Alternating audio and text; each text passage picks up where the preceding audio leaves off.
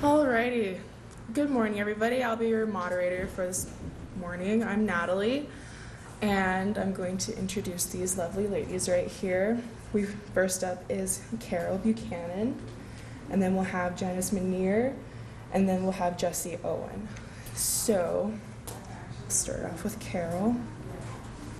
Carol has a PhD in English, Lit, and History, and teaches self-publishing at Montana's Vigilant History at Flathead Valley Community College. She lives in Kalispell with her husband, Richard, who owns Byte Savvy Computing Services. She enjoys walking long distances, reading, and caring for her 95-year-old peonies. That's my favorite flower.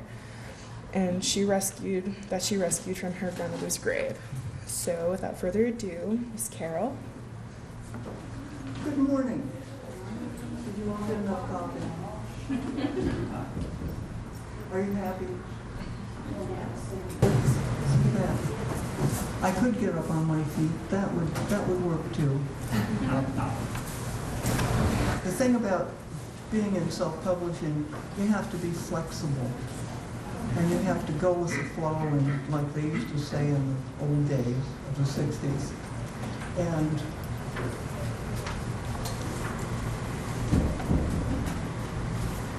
just work with what is, which is a way of me getting into what I decided I wanted to say about self-publishing. This is divergent paths to self-publishing. And the three of us have gone different directions with it and used different methods with it, but we've all self-published our books. And it was so coincidental that yesterday things came across my inbox that caused me to rethink what I want to warn you all about. And that is, for one thing, Robert McKee, who is a story guru, says, invest the time, do the work, write the truth, and the results will follow. But what's hidden under all that good news is it's not easy.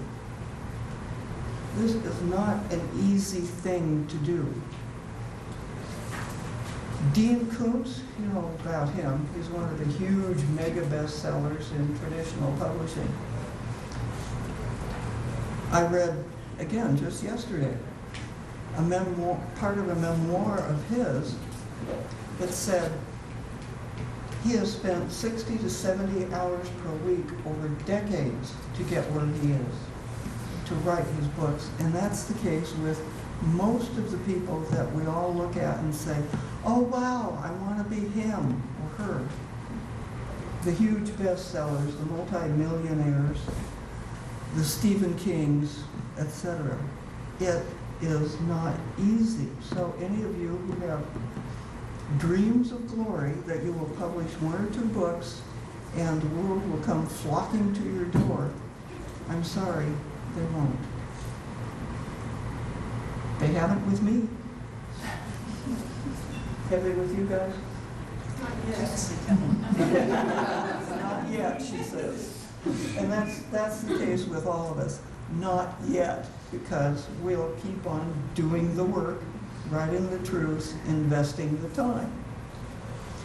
But as you can probably tell, they've got more time to make it happen than I do.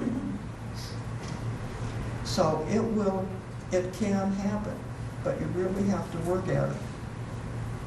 This is a highly competitive area. There are 600,000 books published every year in the United States alone. And now with the rise of the internet, we have global competition. Books in translation, books coming out from everywhere. Publishers Weekly said the majority of authors earn below the poverty line, and that study was funded by the Authors Guild, which also said they had talked to that their study was done with traditionally published authors. The poverty line is $11,670 per year. So my advice to you on that one is don't quit the day job. Mark Coker says the market for ebooks has pretty well gone flat. He's the owner and founder of Smashwords. And so we have a problem here, he says. There's a glut of high-quality, low-cost books, more than readers will ever possibly be able to read. And the good news is for authors that there is also Kindle Unlimited. And Kindle Unlimited, a reader pays $10 a month and is able to read as many books as they can during that month. What happens to the author is that we now get paid for how far the reader gets into the book if they make it past 10%. And so Amazon has algorithms, which I'm not going to explain because I can't. But you will love it. You will love having things happen, like meeting a man just before this presentation who said, "Oh, I know who you are. I've read your books and I love them. I've admired your work for years." And I'm saying, yes, that's where it lies. If you can think of success in other terms than having the big bucks, quitting the day job, writing for a living, just sitting in a garret and doing nothing but writing, it'll be okay. But if you think you absolutely have to make X dollars, if you define your success in terms of numbers, you may be cruising for disappointment. But my advice after 8 years of doing this is go for it. Do it. Define success in your own terms. Self-publishing has lost its stigma. People are constantly astonished at how good self-published books are. My first one, which is plug time, for sale out there, is God's Thunderbolt, The Vigilantes of Montana. It won a Spur Award. The second book, which is Gold Under Ice, was a runner-up to the Spurs. This one didn't win anything because I thought that the deadline for the Spur was 2 weeks later. You snooze, you lose. But you see, it was my fault, not anybody else's. I have nobody to blame but myself. And yes, I'm working on book number 4, but this kind of set it behind a little bit. You absolutely must do your own promotion and marketing, whether you publish traditionally or with self-publish. And so now if you've got pencil and paper handy, I'm going to give you a list of people that I trust out there. There are tons of scams. There are oodles of people out there looking for how to get your money. And they promise you X amount of sales in 28 days. They promise you 50,000 followers on Twitter in 2 weeks. You know what you can do with 50,000 followers? You can't engage with them. You can't talk to 50,000 people. So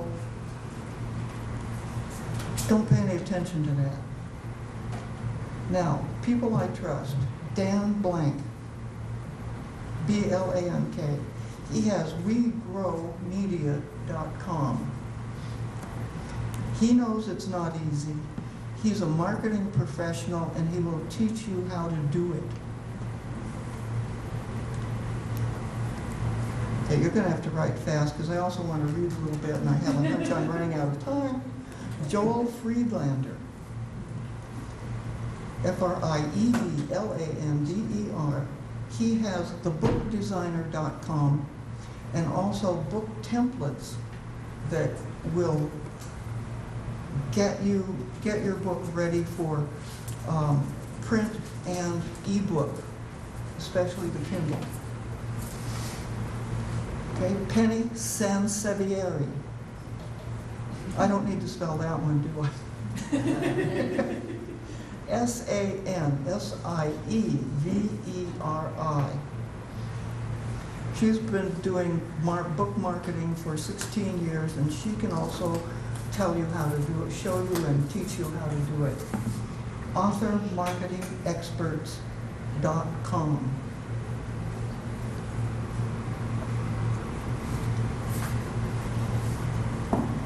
Okay, are we caught up?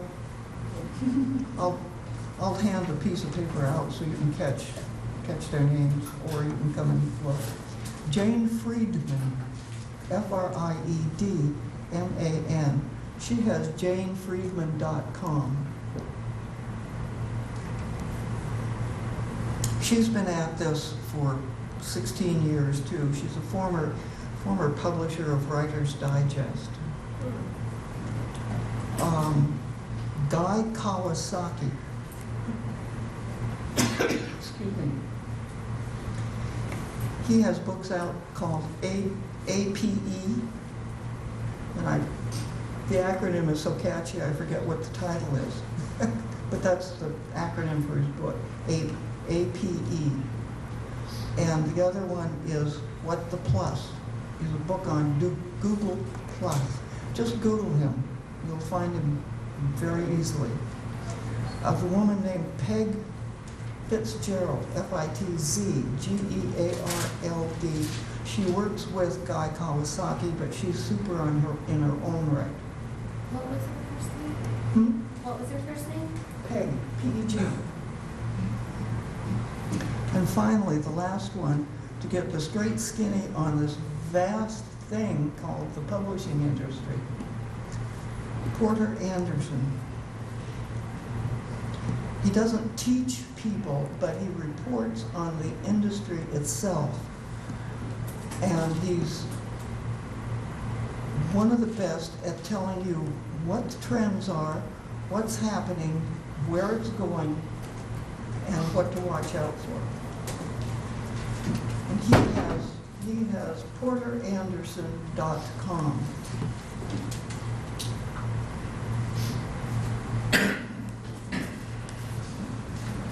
Now know what you're writing for. If you're only writing for the money, I'm afraid you'll get very discouraged quickly. But if you're writing for the love of it, some money will come. Maybe a lot in your case, but so my final statement about all that is have faith in yourself, faith in your work, and faith in your higher power.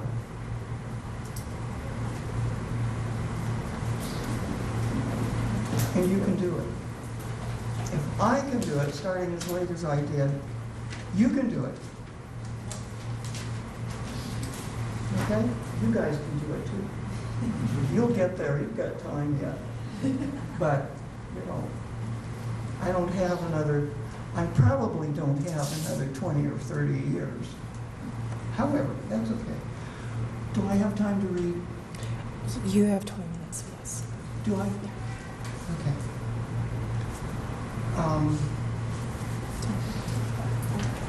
This is where I'm a little bit behind in the evolutionary scale. I've only got 2 of these, and one of them isn't working right. So, Do you want to stand up here? I'll let that hold the mic. And after she's done reading, feel free to ask Carol questions. Or, actually, I think what we prefer, I'm At sorry. the very end. If you don't mind, what we've planned is 15 minutes for each of us, and then 45 minutes for you to just bombard us with questions. Ask what you want to ask. And my advice for avoiding situations like this is watch where you're going. The sidewalk won. Okay, this is The Devil and the Bottle. And I told you why it didn't win any prizes. because it never got a chance, poor thing. But it is about Jack Slade, whom, do any of you know who Jack Slade was? I would like to see hands. One? Okay. Jack Slade was a man of immense talent. He actually existed.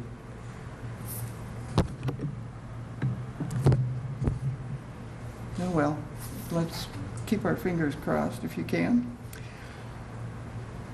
He managed 600 miles of the overland stage line, and he did it so well that there was never an incident on his route. Am I right so far? There's a man who knows about Jack Slade. But he had one problem. He was an alcoholic, a binge drinker. And that is why I dedicated this book to the memory of Bill W. and to all his friends. Bill W. was the founder of AA.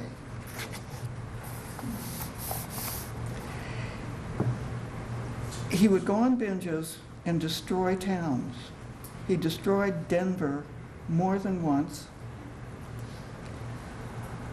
And finally, he couldn't get to a town, so he destroyed the Sutler's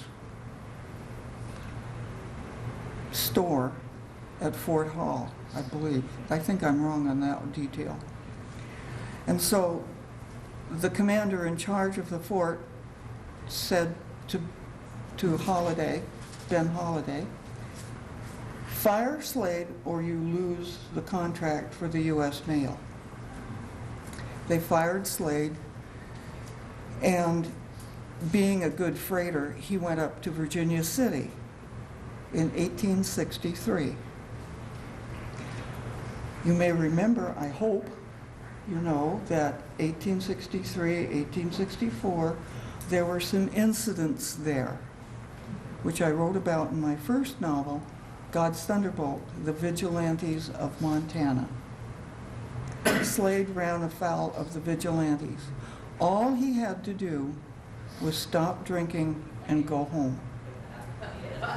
He didn't.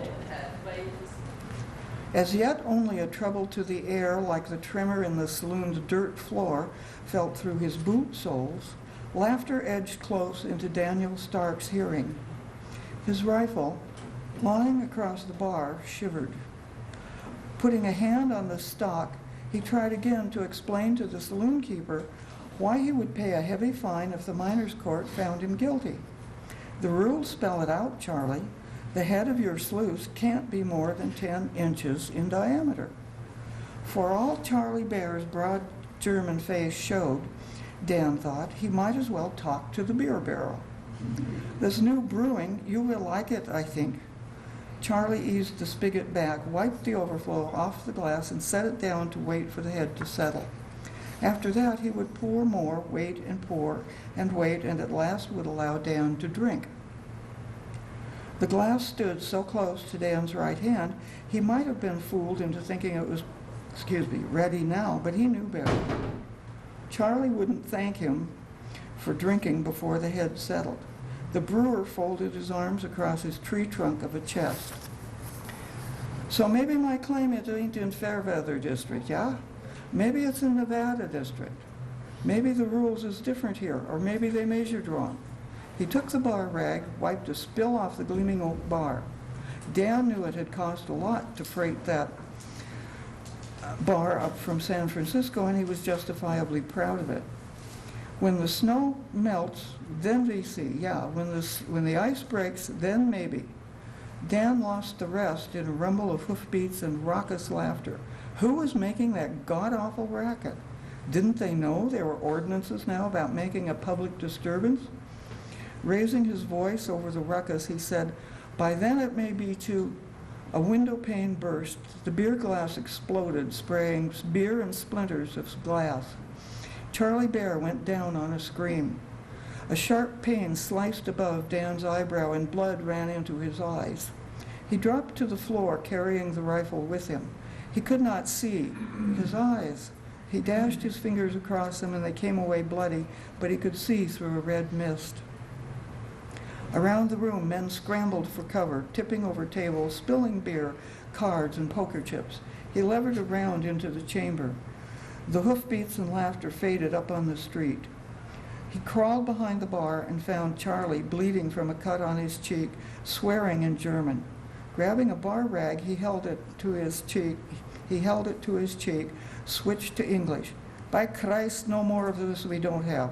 This we took care of in the winter. You go shoot them all, Gottverdammt. He stared at Dan. Your eye, you're bleeding. Dan's stomach churned. He clenched his teeth to hold back the bile burning his throat. Here, Charlie reached for another rag, gave it to Dan, who clapped the rag to the cut. Outside, Charlie shouts, "Go, you, start. Go and shoot the verdammte sons of bitches." Outside, the day felt oily as if it were slipping from his grasp, and he had to scramble to catch it. In a space between buildings at the corner of the saloon, he vomited into the snow. When he straightened, he felt better, though his mouth tasted rancid. Scooping up a handful of snow, he filled his mouth, rinsed, and spat. Across Nevada City's Main Street, a stretch on the road from anywhere to the gold in Alder Creek, John Lott walked out the door of his store and stood, hands at his sides, as if merely getting a breath of air. Dan nodded to him, and Lott touched a finger to his forehead. Yes, Dan thought, we understand each other. This cannot go on. Someone might have been killed. Up the street, whooping and yelling, 5 or 6 riders turned their horses. Coming back. People scurried to find cover before merchants and residents drew in their latch strings and dropped the bars on their doors. A woman let her shopping bag fall, picked up her skirts, fled up the street past the Star Bakery. Downstream, a gaunt man untying a rope on the mule's pack stopped to watch the riders. At their center, one man rode a bright, blaze-faced chestnut as if he sat on the world's throne. Dressed in a fringed and beaded cream-colored buckskin suit, all the fringes dancing, he lifted his face and bayed to the clouds while his horse sidestepped and swung its hindquarters. The other horses put back their ears and dodged out of the way. The man held the reins and a whiskey bottle in his left hand as he fired a pistol into the sky with his right. "Hallo! Slade of the Overland is taking the town," he yelled. "Yippee!"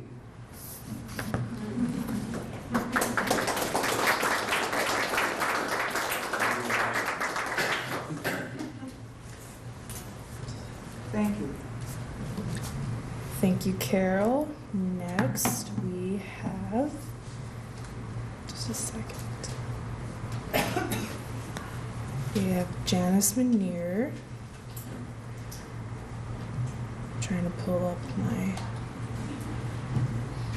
here we go. Janice K. Manier is a graduate of Brigham Young University. One of her poems placed second in a national poetry contest, and she has published an illustrated children's book. Janice loves playing and teaching harp, reading, gardening, and spending time on the lakes and rivers of Montana. She and her husband, Randy Manier, have grown children and 11 beautiful grandchildren. She and Randy live in Bitterroot Valley in western Montana. Secret Heart of the Bitterroot is her first novel.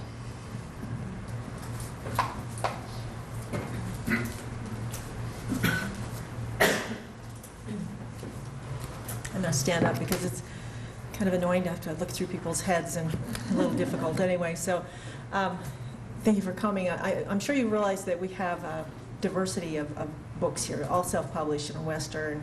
Mine is a women's fiction, love story, drama, mystery, suspense kind of thing. And of course we have the wonderful young adult fantasy. So it shows you that when you self-publish, it doesn't matter where you come from.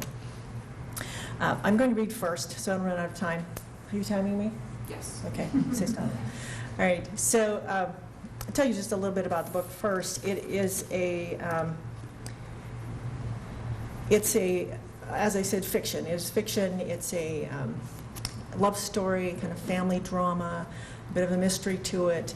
It's set, I live in Lolo, so I tried to pull on my locality because I love this area and I wanted some of that flavor to come through the book for people to be transported to this unique place. So it has a lot about the Bitterroot flower in it, or some about the Bitterroot flower, in that it is a symbol of the main character's life and her journey. And then the bison come to play, and some of the amazing things that I was taught about the bison are thematic and also symbolic in the book.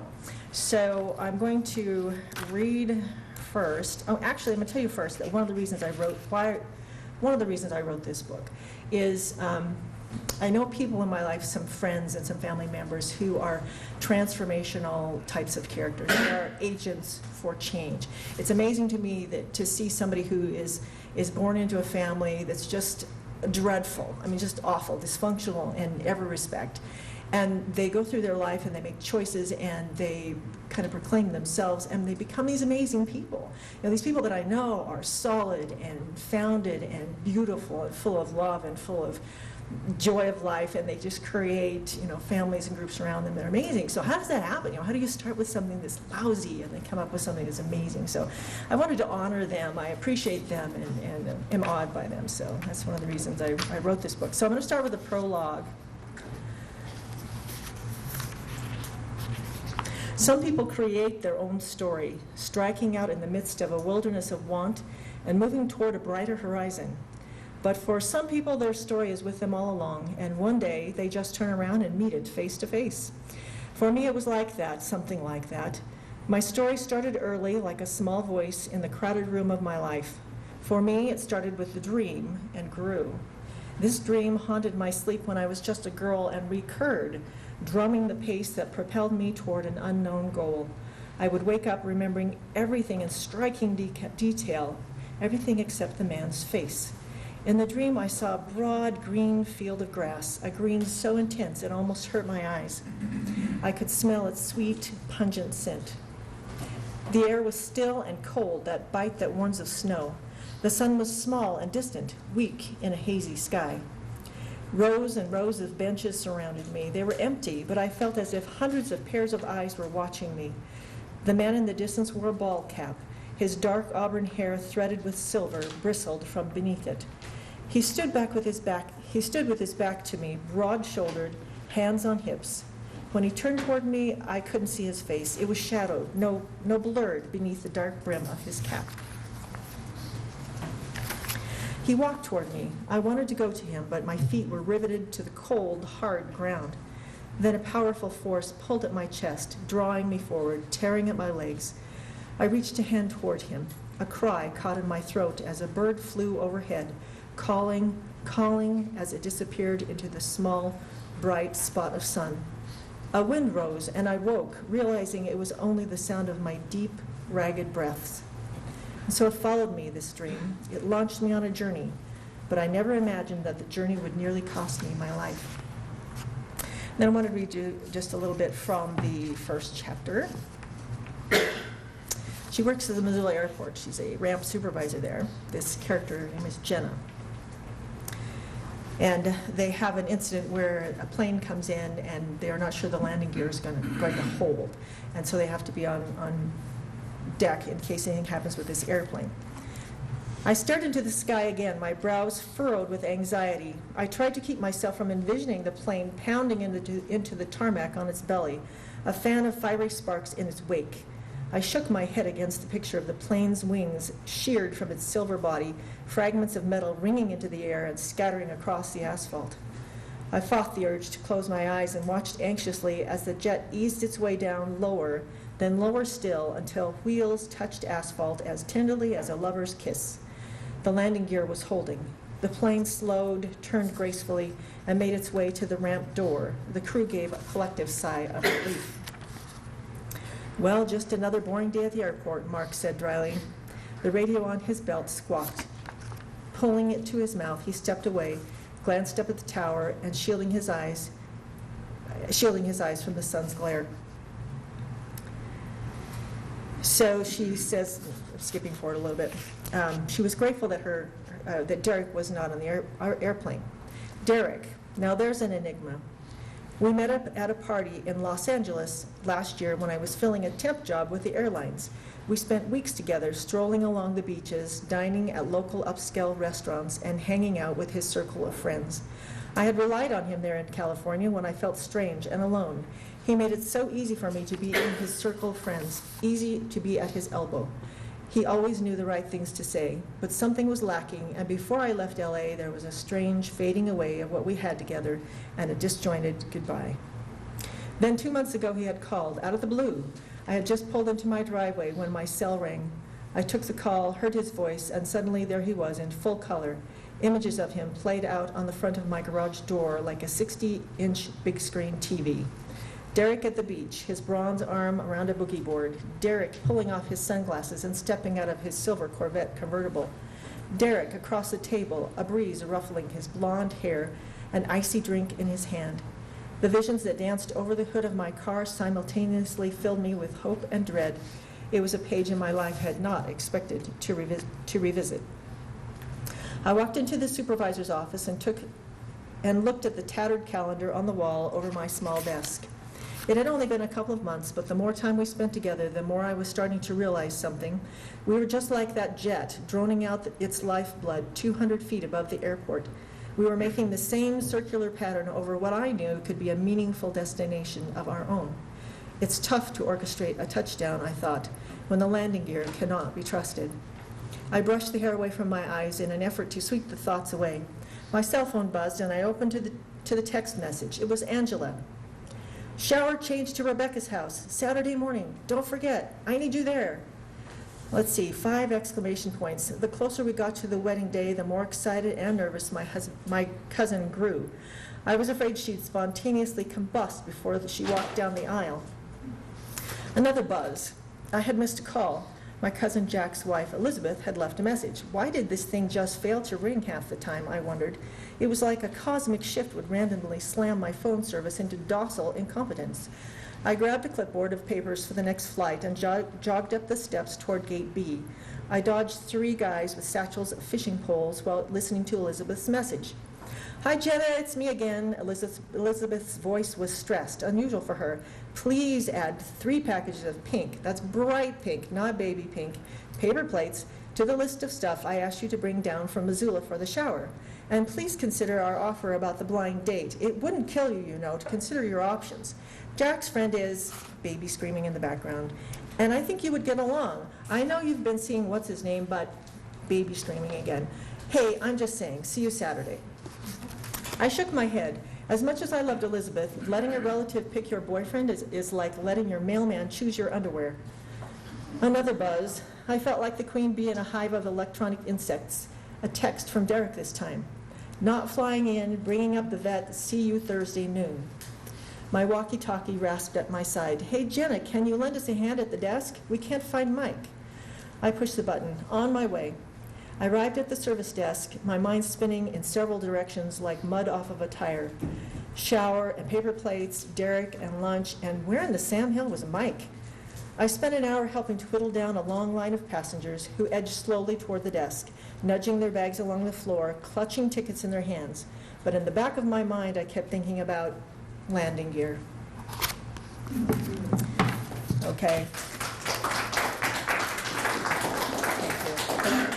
Thank you very much. I wanted to talk a little bit about the publishing process, which I'm sure you're excited about this process. It's a great opportunity. I did 2 different things. You can see a Gingerbread House book over there. Several years ago, I self-published a fully illustrated children's book. And it was just really a labor of love. And I had it done through a regional publisher, which is Far Country Press. And actually, it's their sub-company, which is called Sweetgrass. Some of you know them, okay. They're wonderful. They're amazing. I mean, they helped me to obtain this quality, great book and ordered it in large numbers, but I was responsible entirely for this, largely responsible for the sale of it. They distributed it, which was great. So they were wonderful to work with. It was an expensive, very expensive endeavor. It's not a moneymaker. It was not a moneymaker for me. Like I said, it was a labor of love. And then the other thing that I've done with this book is I've done a self-published through CreateSpace, an Amazon company. And they have been wonderful to work with. I've got to tell you that if you call them, you go online and you ask them, leave a little message for them to call you, they call within like 30 seconds. I have never had that kind of customer service from any company. I mean, they are just on it. They're amazing. So I wanted to talk about a couple of things. If you self-publish, you don't have an editor. And so you can either hire an editor, and CreateSpace will give you, they can put you in touch with an editor. I think it costs like $1,400 base fee to get an editor for your book. They will also put you in touch with someone that can make a cover for you, or they also have some basic covers that you can just select and make. This one was done by my amazing daughter. She's a graphic artist, professional everything. She's amazing. Okay, so she did this for me. So I knew somebody who could give me a professional cover that is unique, and so that was great. Okay, so so they offer you different kinds of opportunities. I decided to have a team of editors, which was really helpful to me because I got a lot of feedback as I went through the process. So I selected several people that I thought were experts in their field, and they are in the room here. Thank you very much. And they were amazing. They were amazing and gave me feedback. Some of it was technical stuff. Sometimes, some of the writing aspects, plot, grammar, etc., which allowed me then to have a process of refining this book. I had all the time I needed to refine this book. And the thing about CreateSpace is you can reload your book anytime you want. You can fix it and reload it, fix it and reload it. The other thing that's really amazing about it is you can get one book if you want to. You can get one book for $5.50. If that's all you want, I wanted to write a book, got it written, it's here, check, life goal, done. Okay. So, but you can also, they put it on Amazon.com for you, your friends can order it, people can order it, or they go all the way to, you can order 3,000 of these books. You can order it soft cover or hardcover, right? Okay, and so you can do, it's so flexible, you can do whatever you want to do with it. And like my mother wants to write a book with her kind of her memoirs and her recipes, and the family's all excited about it. We can do that with this. So I love the flexibility of that. And I wanted to talk for a second about the why. I play the harp, and I love playing the harp. It's a lever harp, a Celtic harp. I play for weddings and stuff like that. And I love music. And a friend of mine who's a pianist once said to me, she said, and she plays very well, she said, she plays really well. She said, I may not be the best player in the world, but the reason I play music, plays piano, is because I want to be inside the music. I mean, you can go turn on the radio, you can go turn on your iPod, whatever, and listen to music, but she wanted to be inside the music, and that's really why I play as well. It just, however well you play, you are engulfed in that experience. So when you write, it's not just like reading, you're engulfed in that experience. And it's a wonderful experience to enjoy, and it's excellent for your brain. It's like yoga for the brain. So I highly recommend it. And so whatever your goals are, Carol talked about setting goals, whatever your goals are, you live in a wonderful time, and it's really laid out, the path is laid out for you, so good luck to you.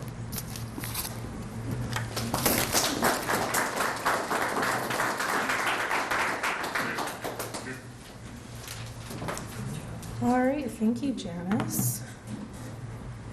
Next, we have Miss Owen. Jess Owen has been creating works of fantasy art and fiction for over a decade and founded her own publishing company, 5 Elements Press, to publish her own works and someday that of others. She's a proud member of the Society of Children's Book Writers and Illustrators and the authors of Flathead. She lives with her husband in the mountains of northwest Montana, which offer daily inspiration for creating words of wise, wild creatures, magic, and adventure. So please welcome Miss Owen.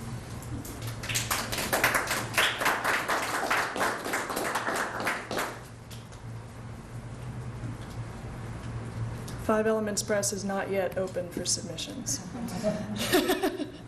So I am Jess Owen. My real name is Jessica Evans Owen, but I went by Jess so that 13-year-old boys would not be afraid of picking up my book.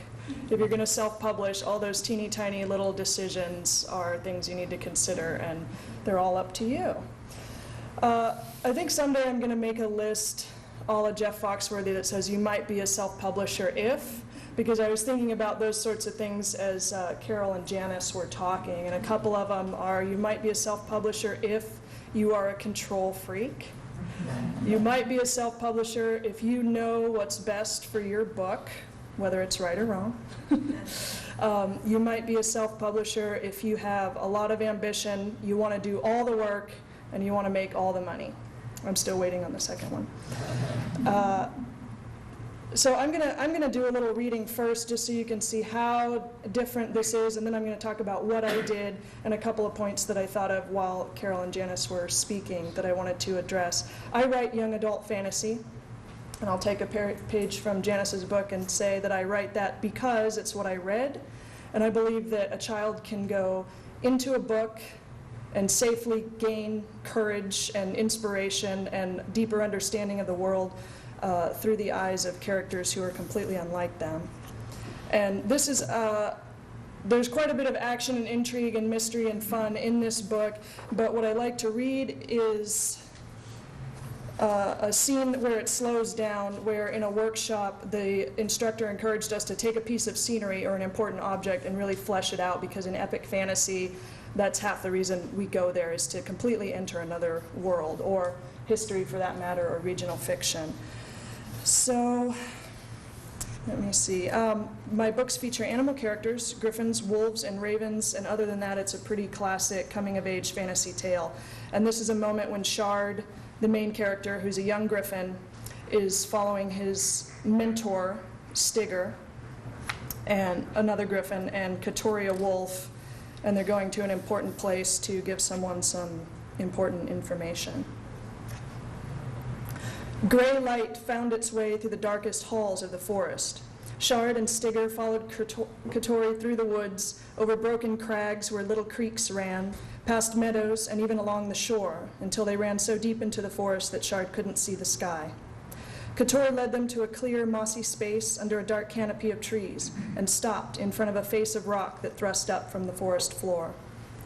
A rowan tree crowned the broad slab of cliff, one so tall and vast that Shard had to tilt his head back to see its full height. He tried to recall ever having seen it from the sky. Holes riddled the jagged rock face, but the gnarled roots of the rowan grasped it together like long, spindly talons. In some places, the rock was broken just in narrow cracks. In others, the ancient rowan root had grown and twisted so it thrust the cracked stone apart to make a cave. It crouched there, solid, gripping and hunched against the rock like a beast about to leap. Shard realized that Katori had brought them to the very heart of wolf territory, to their den, and the rowan tree guarded their home. As he stood in awe, witless birds flittered in and out of branches, calling and laughing at his shock. A squirrel drew his eye up the trunk, so squat and broad that had he tried, Shard wouldn't have been able to wrap both wings around it. The trunk spiraled away in a mass of twisting, peeling gray bark and burst into 1,000 green branches to form the canopy over their heads. Now Shard knew why he couldn't remember seeing the place from the air. From above, the rowan must look like 1,000 different trees. He lashed his tail, stepping forward to get a scent. Beside him, Stigger sniffed and peered around for sign of more wolves. Shard turned to thank Katori and found she had slipped away. His talons brushed a root, and the shock of knowing that it snaked from the tree paused him again.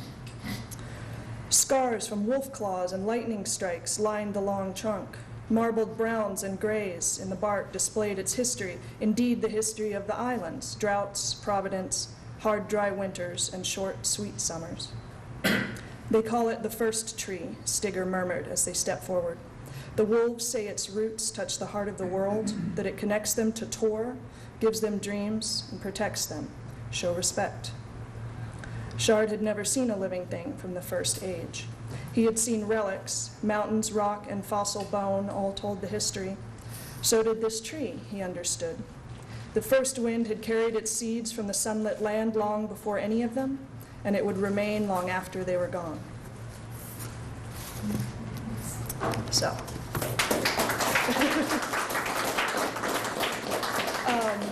So I wrote a really fast, really short first draft of this book in the spring of 2010, and I sent it to friends who said it was definitely the best thing I had written. I'd written about 8 books before that were either really long or really bad or really just explorative.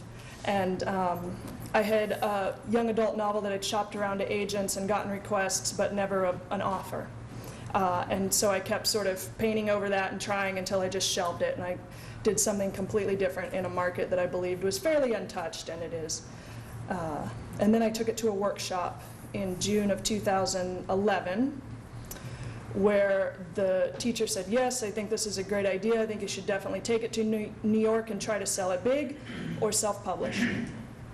And I met another man there named Joshua Esso, who is a freelance editor and an excellent man, an excellent editor. And he got the work in peer review. He understood what I was trying to do. He got the fantasy angle and the kids and the griffins and all of it. So he's been my editor for 3 years now. I decided to self-publish because I'm a control freak. I knew my audience very well, so I knew exactly how I wanted the cover to look. I didn't want to change too much about the underlying principles of the book, and I felt that might happen with a large publishing house if I was able to get one. And I was also in a hurry. And that idea of being in a hurry can be a little bit ambiguous because I don't want people to be in a hurry. I want people to take time to perfect their craft, and my craft is not perfected. You'll read Summer King and go, this is okay, but then you'll read the second 2 books and say, okay, she did get better. I encourage people not to be in a rush to publish your very first novel that you finish ever. Get a critique group, go to conferences, get a lot of feedback, make sure that's what you want your introduction to the world to be. I did this very deliberately. I said, this is going to be my brand, this is going to be my genre, I'm going to write stories with wings. That's my thing. And so far it's working. But if your writing isn't quite there, you're going to put your book out and be disappointed. So here's my journey quickly. I wanted the books to look like they came from Random House or Penguin or Tor, which also happens to be the name of the moon goddess in my story. I don't know. And so I didn't necessarily want to do print on demand. And I was figuring out, I was looking up print prices for a small print run of 500 to 1,000 books, which is about $7,000, which I did not have, especially after hiring my editor. And then one day a friend said, have you ever heard of Kickstarter? And if you haven't heard of Kickstarter yet, then either you're not on the internet or you're going to see it everywhere now. Kickstarter is a crowdfunding platform where you propose a project, you come up with rewards. There was a Kickstarter to help support facets of the Montana Book Festival, and I have 2 Word pint glasses from it. And you run a campaign. I compare it to a PBS pledge drive. You send $20, you get the CD, and you support PBS. So I created a campaign to print a hardcover run of these books. So these hardbacks that you'll see are actually printed from Crown Media Incorporated out of Washington State. There's only 1,000 of them in existence. I have about 2 boxes left, so that's pretty good. And Kickstarter is sort of like self-publishing in that you're not going to put a book up there and get $5,000. If all you do is create a campaign and put it up there, you're going to get a lot of nothing. So what I want to talk about with self-publishing is that you need to know who you're writing for after the book is done. Don't worry about writing for your audience before the book is done. Because once you know who you're writing for, then you know where to go to sell your book. So it's the whole know your target audience thing. Am I running out of time? 5 minutes. 5 minutes? Oh, that's plenty of time. Know your target audience, come up with a marketing plan. As Carol mentioned, there's a lot of white noise out there, which can be really scary and discouraging. But if you take the time to write a really amazing book and make it look amazing, it will rise to the top if you figure out how to tell people about it.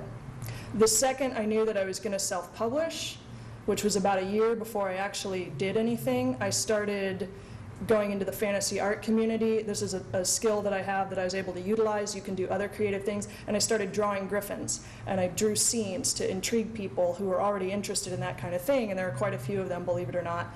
I engaged a woman who does beautiful griffin art for my covers because she already had an audience that I could draw on. And they'd say, wow, that looks interesting. What is that? Go buy the book. They could get prints of her artwork from my Kickstarter.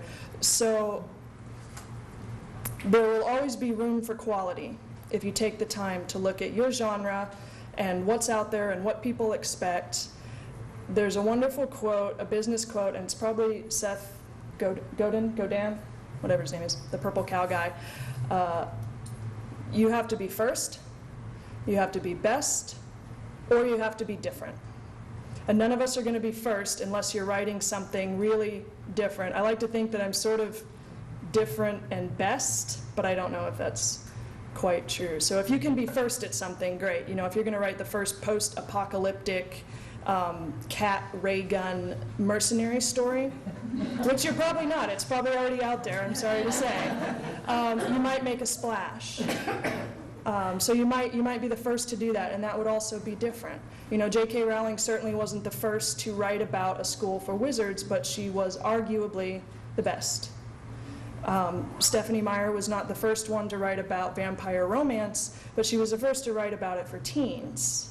The first. And now there's a whole line of teen vampire romance and angels and mermaids and whatever other creatures you can imagine, werewolves. So first, best, or different. And I wanted to talk a little bit about Carol's point, too, of your idea of success. Because I had a highly successful Kickstarter campaign, primarily because I had family and friends on board who were ready to pledge right away, and then I kind of got some interest. And then my following two campaigns, because I still am not making $8,000 a year for the writing, I had a very successful first campaign, and I thought that would translate into a successful ebook. So I published the ebook of Song of the Summer King in July of 2012, and I sat back waiting to retire. And I probably made enough each month for a cup of coffee. Doing very little marketing, very little anything really. I had relied on the very little marketing and art that I'd done before. But I kept at it, and I kept engaging the fantasy community and other writers and going to conferences. I wrote a longer, better book for book 2, and then I made enough in the second year with the second book to pay the electric bill. And when I released my third book, I started making enough to pay rent. And so it can be done if you are writing quality fiction, if you know where your audience is. Whether you publish traditionally or self-publish, neither one is easier. Neither one is easier. You're still going to have to do the marketing. Most of your negligible advance in the traditional publishing world will be spent on marketing and a website and bookmarks and buying copies of your own book, which you'll spend the same thing on in self-publishing. But in self-publishing, 2 or 3 books, I won't say years because I'm a very slow writer. There are people churning out books like 10 a year. I can't do that. But when you start getting a backlist, all those royalties will be yours because you are the publisher. You did all the work, just like the little red hen, and you'll get all the reward if you do the work. But in that first year, I had to redefine my goal of success, which was, at the time, to retire and only write books. And I had to completely revise that into what it is today, which is if my book makes a difference to one person who reads it, then I will consider myself successful. And I've gotten such wonderful emails and reviews from 9-year-olds to 35-year-olds telling me about wild motorcycle rides that they've taken with the lyrics of the Song of the Summer King in their head, that I consider myself successful. And maybe someday I'll get my film deal, but for now, that's what I have to say. Thank you.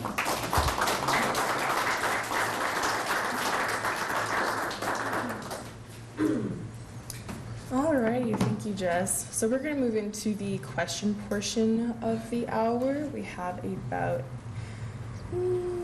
25, 30 minutes left. So if you have any questions, fire at us.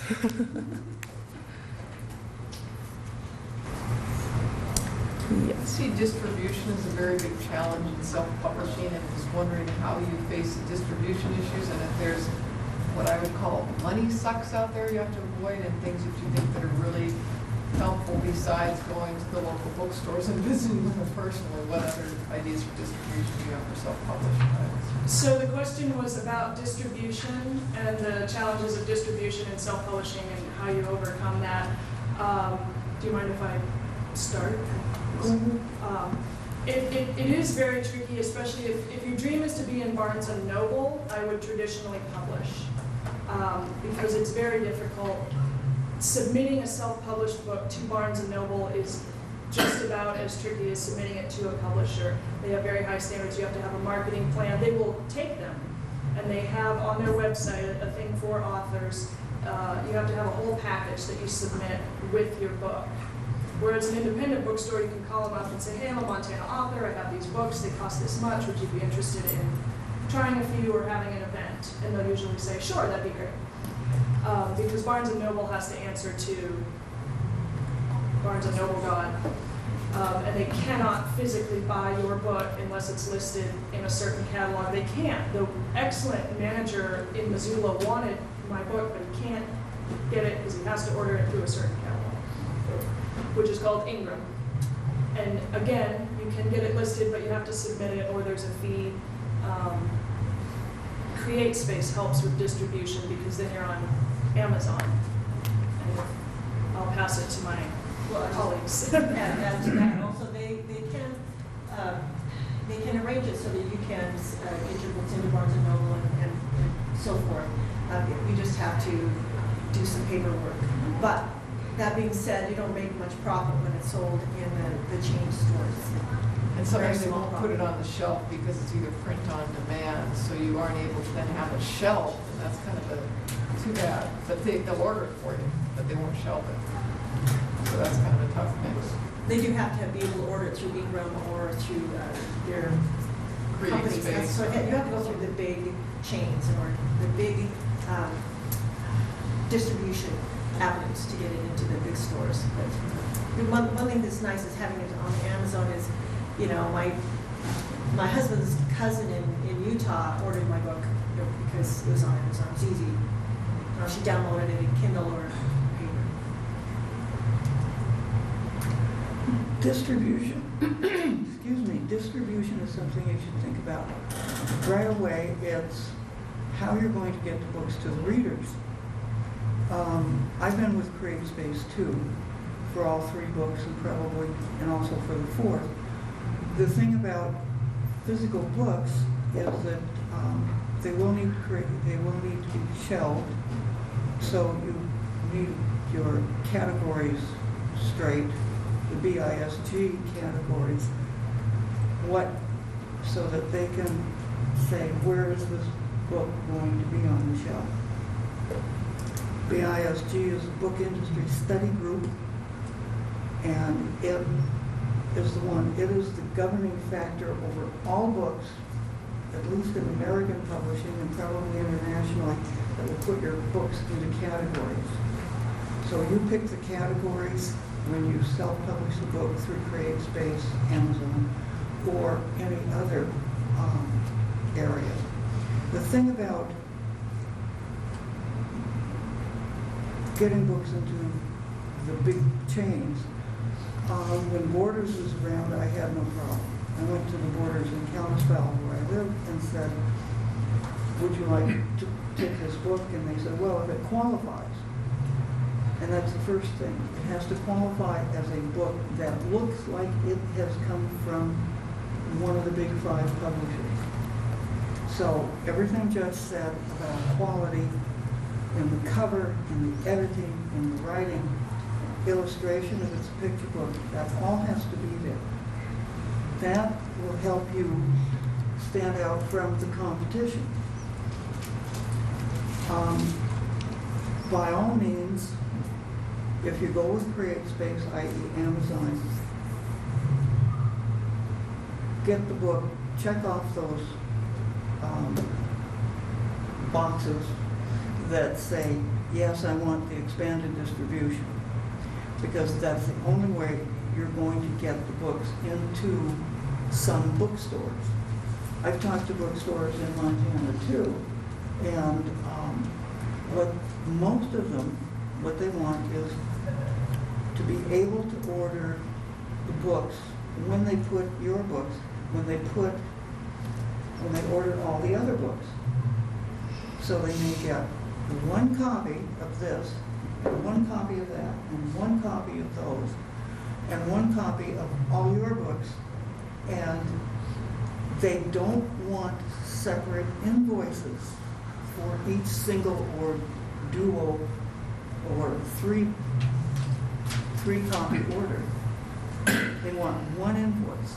Ingram is the biggest distributor in the world for books.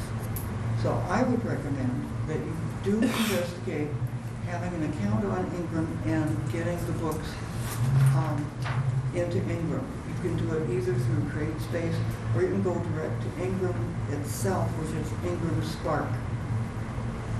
And then if you want top quality printing, CreateSpace, whom I love, prints covers on 60-pound paper. Ingram prints on 80 pounds. So that eventually the covers on a CreateSpace book will not lie flat. But they will with an Ingram Spark printed book. So that's something to think about. I have not done that yet. I'm considering it for book number 4, The Ghost at Beaverhead Rock, which is due out soon. But that's definitely something for you to consider. That helps the quality. I would go with the expanded distribution. You might make $5, $6, $7 a piece if people order your book direct from Amazon or CreateSpace or from one of the bookstores. No, scratch that last part. But you will make about $1.99 for each book that is sold to the bookstores from one of those expanded distributions. But they may be bookstores that you would never think of approaching. They may be bookstores in California, New York, Florida, wherever. Do you mind if I add something? Please do. Some independent bookstores will not order from CreateSpace. So Ingram Spark is, I suggest looking into that. That is their self-publishing branch. They prefer to work with them because CreateSpace is tied up with Amazon, and independent bookstores are not happy with Amazon. So just throwing that out there. And we want the independent bookstores to be happy because they're the main bookstores that carry our stuff. Is CreateSpace something that you have to put a lot of money into, or is it relatively inexpensive to create both? The question is how, basically, is CreateSpace expensive? And the setup doesn't cost anything. What you put your money into, either through CreateSpace or through independent, I'll call them independent contractors, is the cover art, the cover typography. I have, she had a graphic artist niece, daughter, even better. There's so many, the world is wide open. You could pay $50 for a cover, or you could pay a lot more like I did. But you need somebody to do the art. If you're a photographer, you could do your own. You need somebody to do the typography, so you'll spend money on that. And then, but the only thing that actually costs you any money in CreateSpace is the actual printing of the books, which is not expensive, relatively. Can I add to that? When you can establish an account with any of these printer distributors, whatever, for free.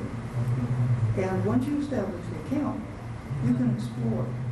And CreateSpace has an a la carte menu of everything: editing, publishing, cover design, whatever, all the way from no cost to fairly big bucks. So you can get whatever you want going that way, whatever you can afford. I'm gonna add one thing to that. Good. I'm done. It's, one thing that's nice is I can have this shipped to me, like I said, $5.50 for the copy and, you know, a few bucks for shipping, and share it with people. So when I had my team of editors, I could have done this sooner. They would appreciate it. I gave them a lot of digital stuff. But anyway, you can just order it and give it to people and say, read this, give me some feedback, write it. I had some people do that. Write it in red pencil, I do it back to me. And it's cheap. I went to the local coffee shops and said, print off my book for me on whatever. It was going to be like $26 for them to print it off, $5.50. You know, if you just want to share it with somebody, here, edit this, get back to me. I have a question. Now it's on like a first book in that, and I noticed when I will go into the bookstore on the back, they've got all these reviews on it. How do you acquire reviews?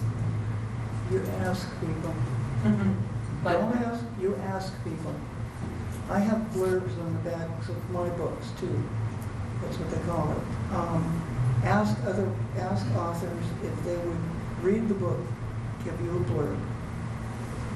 Reviews, there are, excuse me again, a lot of ways to get reviews. You ask people that you know who are writers and you make connections with. But you want better names than some, you know. So I took my courage in my hands and asked Richard Wheeler, who is one of the top people in Western historical fiction. And he gave a wonderful blurb for God's Thunderbolt when it came out. So I got lucky on that. so it had the top just- worked down. Yeah, you just ask. You just ask. And most writers are also very kind. I mean, the subject of reviews, after the book comes out, then it gets reviewed on Amazon or wherever by readers again. You ask them to review the book. You never ask for a good review. Just ask them to give their opinion on Amazon if they will. Something a little quick and cheesy. On my children's book, I knew a well-known author, and his policy was, you write the review, you send it to me, I will authorize you to publish it. And I don't know if you ever saw the book, I'm really not sure, but actually, I know he did see it, but I don't know if he actually read it as a children's book. But that is one way that sometimes people are willing to do it, partly because that's advertising for him. He's got his name on my book and I'm distributing. Hello, that's, you know, symbiotic. So some people are willing to do that. And for the actual how-to, I would suggest finding authors in your genre who look fairly successful. I've gotten requests from people to review books that I, like a thriller, I said, you know, I could, but I don't think my name is gonna have a lot of traction with your readers. Make sure you give them plenty of time, 4 to 6 months in advance. You know, you can send them, say this is an unedited copy or something, and for a traditionally published author, if you screw up your courage to the sticking place, there will probably be a spot on their website for review requests for blurbs sent to.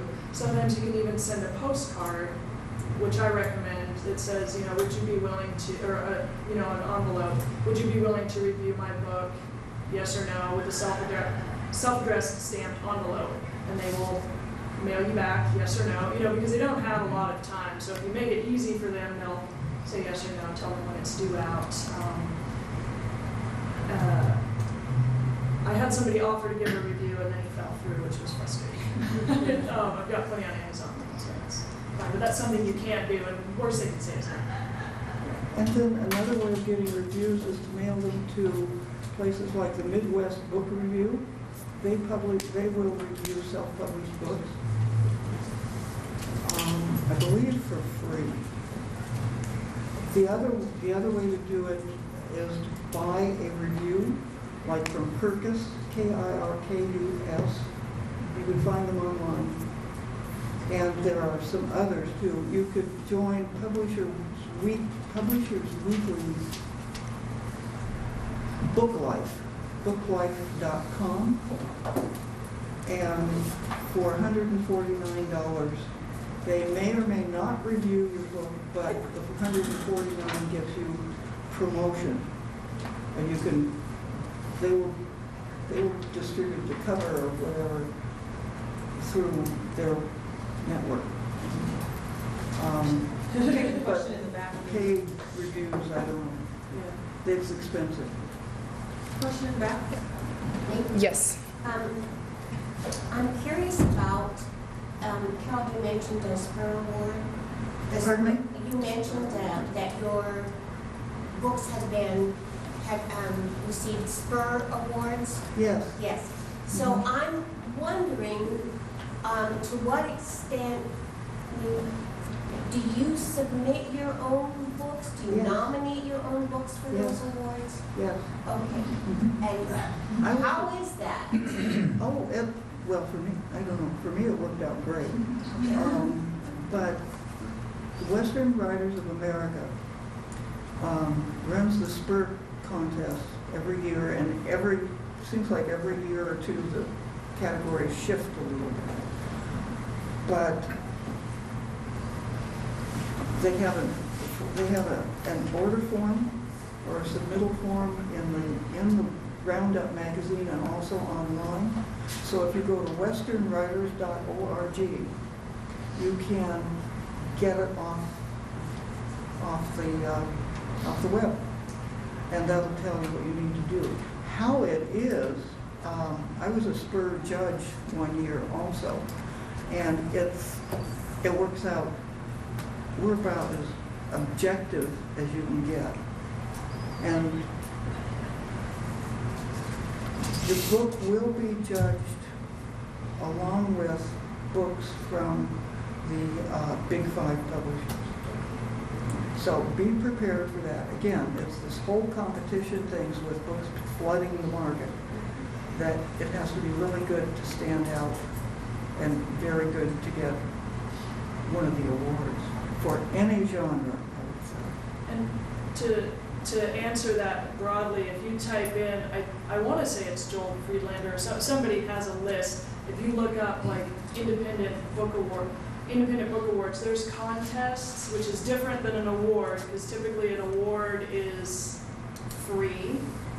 Song of the Summer King won several contests, which were expensive to enter, so it has this nice little list of, won this, and, best YA fantasy in the Global eBook Awards, but it was $75 to enter it per category. So it looks really good for Song of the Summer King, and weird that the other books didn't get awards, but I didn't enter them because it was $200 or $300. So you can find things like if you really want to push that first book, save up a little money, enter those contests. There's a million of them that are run by the same company. There's the Hollywood Book Festival. There's the Midwest Book Festival, the London Book Festival. It's all the same company. You're sending your money to these people who had a really good idea on how to make money.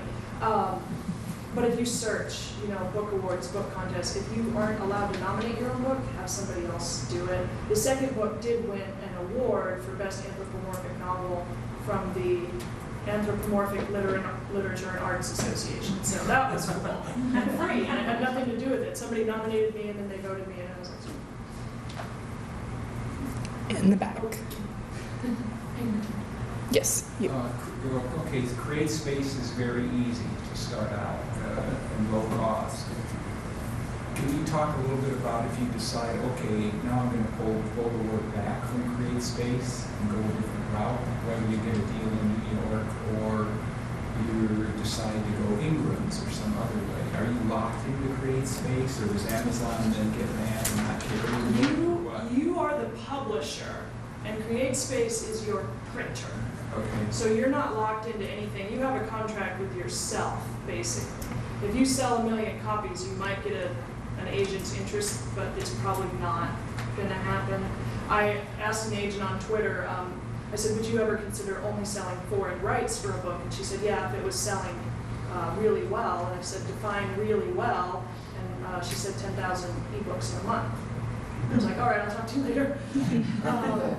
But no, you're not. That's the beauty about self-publishing. You can pull from Create Space. You can, if you're not in Kindle Select or something, Amazon might not feature you in their newsletter, but you're still making them money. They're not going to kick you out.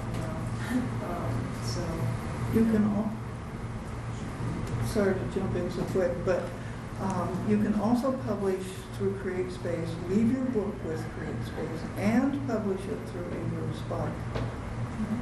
You are not tied to any of those. You can do more than one of these.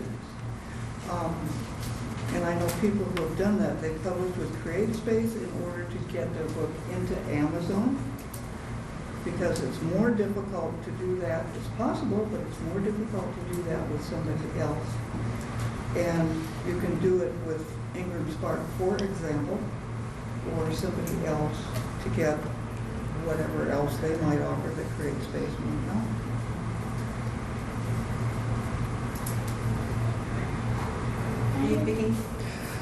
Do you guys want me to pick, or I don't know? Do you guys want me to pick, or do you want? Yeah. She's had her hand up forever. So.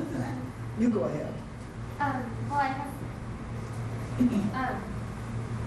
you were saying earlier that the best way to get reviews is to ask other authors. Is there a good way to do that, or do you just have to search them out on social media, or how does that work? Social media is great because authors who are on social media want to talk to you. Coming to events like this is great. Say I have a book coming out in 4 months, would you read it and review it? Writers' conferences, yeah, all of those things. Do you have thoughts on that? I've been on Twitter and Facebook. Oh, I'm sorry. I've been on Twitter and Facebook. I joined Twitter in 2008 when God Cynical came out. And I've been on Facebook almost as long. You will find that some of these social media platforms are fit more your style and personality than others. I do better with Twitter. I've gotten Twitter friends as much as you can have on the internet when you don't have to sit down and have coffee. But it's helped sell the books. But you will, once you become pretty well known on there, you will get a lot of people who want to follow you for other reasons, like they want to sell you their stuff. And you have to weed them out, which I do strenuously. But yeah, it's fun, and it's good to know. People like Joel Friedlander and Dan Blank know how to handle that. And they both have weekly newsletters that you can sign up for that will give you a lot of information. So, as an author on Facebook and Twitter and whatever else, have you seen a lot of other authors out there that are? Oh yeah. Mm-hmm. And Yep. if someone, like, I don't know, someone in this room sent you, like, I'm gonna have something published in X months, would you read it and review? You said you would weed stuff out, but would you personally consider reading something and reviewing it, or do you just? Would I consider what? Would you consider reading and reviewing something, or if you get a request like that, do you automatically just read it out? I consider it, but I do better with anything in the thriller area. Thriller, Western, legal thrillers, because my main character is a lawyer. There were lawyers in the Vigilantes, by the way. So, yes, I do better with that kind of thing. So like Jess said, it's important to pick a potential reviewer who's in your own genre. Okay. Well, and as far as weeding people out on social media, the people I weed out are the ones who are going, buy my book, buy my book, buy my book, buy my book. And it's not really a conversation, but it's particularly if I've met you and you say, I write young adult fantasy, and even more if you say, I loved your book, would you consider reading it, then definitely. That's right. The people I weed out of my Twitter account are people that are going to tell me how to get 3 million followers in 2 weeks. And the buy my book, buy my book, buy my book, and that kind of thing. They're obviously there to get what they want from you, rather than, yeah. Mm-hmm. And you can tell, the personality comes through. Sorry. Okay, we have about another 10 minutes, so would you like to go? I have a question for Janice. It's kind of has to do with publishing, but also this idea of books that are really tied to place. And I was wondering if, since you're writing about a place where you live, I guess I'm just wondering if there's an angle there as far as publishing. I mean, beyond the obvious, like you would take your book to the neighborhood bookstore and show them that it's a book about our community, but I'm just curious about that connection between writing a book that's very place specific and if that has implications, I guess, for self-publishing. It's an excellent question. I wish I had an excellent answer. But I'll tell you what, one thing I love about any book is that it takes you to a place. You know, whether it's vampires or griffins or it's the Old West or Victorian England, but that's why you read. Transports you to a different place. And so I love the place I'm in. I know more about it. So Louise May Alcott was told, write about what you know. And so I did that. But I also figured that people who live here and love it would read it. And people, maybe the travel industry is huge. And people come to Montana because of things like, the bison and the scenery and a lot of the things that she experiences in this book. And so I felt it would resonate with people who love to travel. And travel is a huge industry right now. So as far as tapping into them and finding them, that's still something I'm kind of researching. But You could be the next. I went to the tribute to Ivan Doig yesterday. Were you there? Okay. There was a young man who said he moved to Montana 2 weeks ago because of the books that he read. So I would say places. Jean, in terms of her question, I really have to add this. I think it was Wallace Stegner who said the importance of place in the novel. And if you start looking at Montana writers, all of them celebrate the place of Montana. And it has an incredible distribution because I met with a publisher a couple of weeks ago, and he said there are 50,000 books offered for publication every year in the United States. And this person happened to be French. And what he's doing is he's publishing Montana writers because of the place, because people in France think Montana is this really cool, mythical area.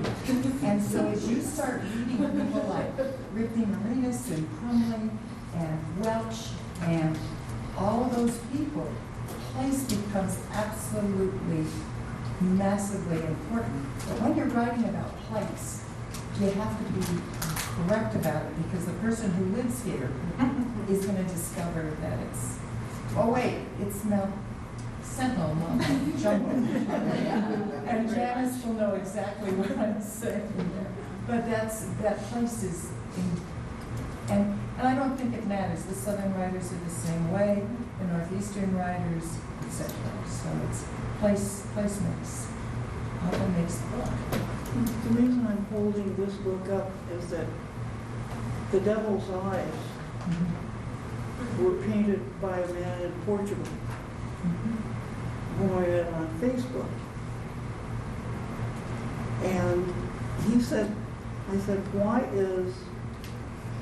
are people in Portugal so fascinated with the Old West?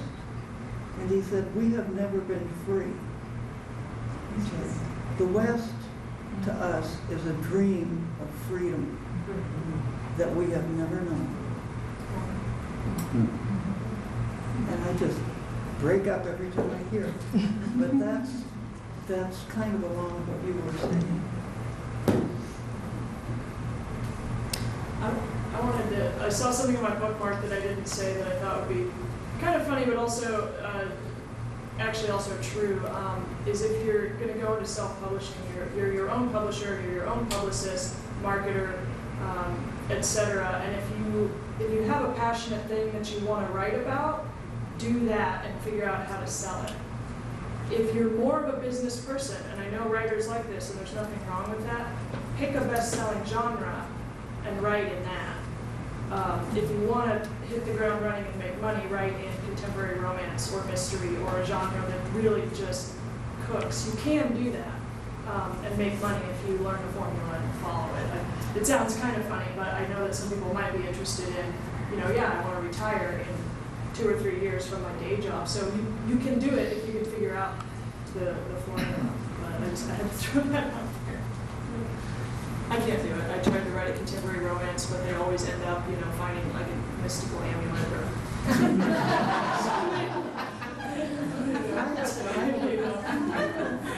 I have a caveat about that, though. It goes back to the stock market. You can't time the market. Yeah. You can't time the book market any more than you can time the stock market. So I would just say, write what you must. My plan was to make a market so that if anybody starts writing, animal fiction is now big. There's Wings of Fire, there's Spirit Animals, there's all this, and so I'm waiting until it really explodes and my books will be there. And now anybody who writes about griffins will hopefully be compared to. But, so yeah, You'll do it. make a niche. Yeah, you'll do it. Am I picking now or? We only have 2 minutes, so I'm gonna let her go. Jess, you talked about that you were in a hurry. Why were you in a hurry? In a hurry as far as controlling the release date. I'm not dying or anything. I wanted to see my books in a timely manner, and there is a timeline that I've since learned there's a reason. So you write your book, you make it as wonderful as you possibly can, and if you realistically want to sell to a big house, you submit to an agent. And if the book is fantastic, eventually you will find your agent, but it's a long process. It could take a year or two because you send it to them, they say no, the next person says no. And it might be because your main character reminds them of their evil sister-in-law. It could be anything. But eventually you find your agent, and they say, great, we'll make some edits, you'll edit the book, and then the agent will find an editor, which could be another year-long process. And an editor finally buys the book, and you say, okay, it's going to come out in a year and a half. And so to me, that's a bit long, whereas I can be plugging along, I can make the edits. The reason I would give yourself a long release date so that you can get reviews, you can market, you can make a splash before the book comes out, but it's still not going to be a 4-year process. I want to get the books out, I want to start making a name and hopefully making some money and getting some attention because I'm a Leo and lots of attention. But the timeline thing is big for a lot of people. So not rushing to publication for the sake of publication, but rushing because I don't want other people in control of the book. Does that answer it a little bit? Another aspect of that is if your time frame is shortened, you can hone your craft better. If you're waiting for 2 years for an agent, 2 years for an editor, in the meantime, you don't get the feedback.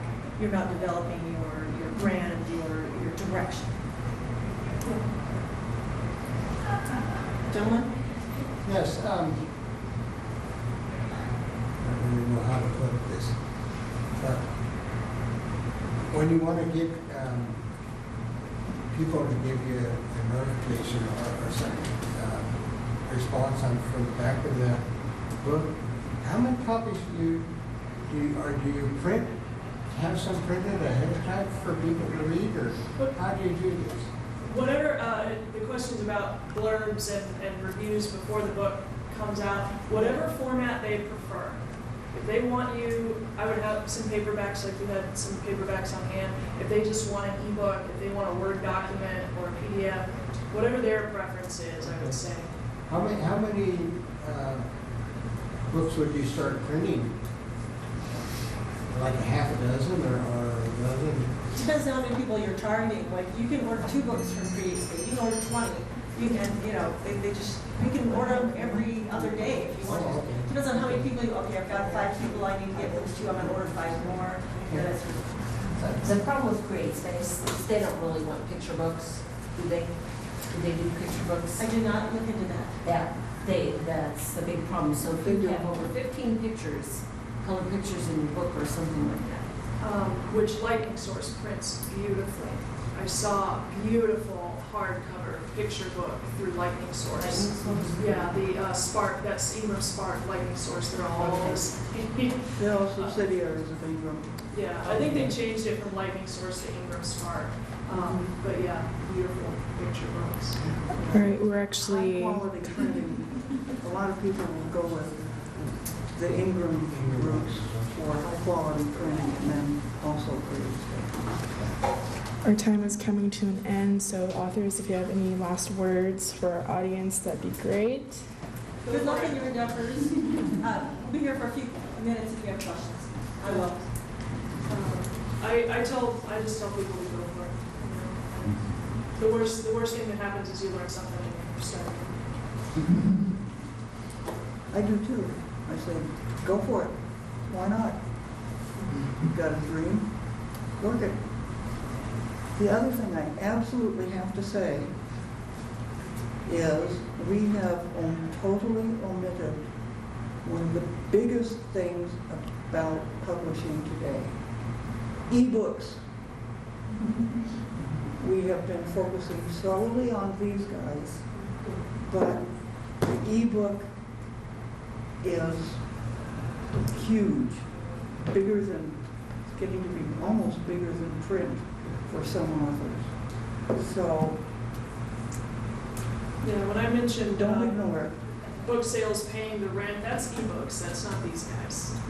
And you can do the Kindle through Create Space. It just hooks you right in. It's seamless. If your first book tanks, just use a pen.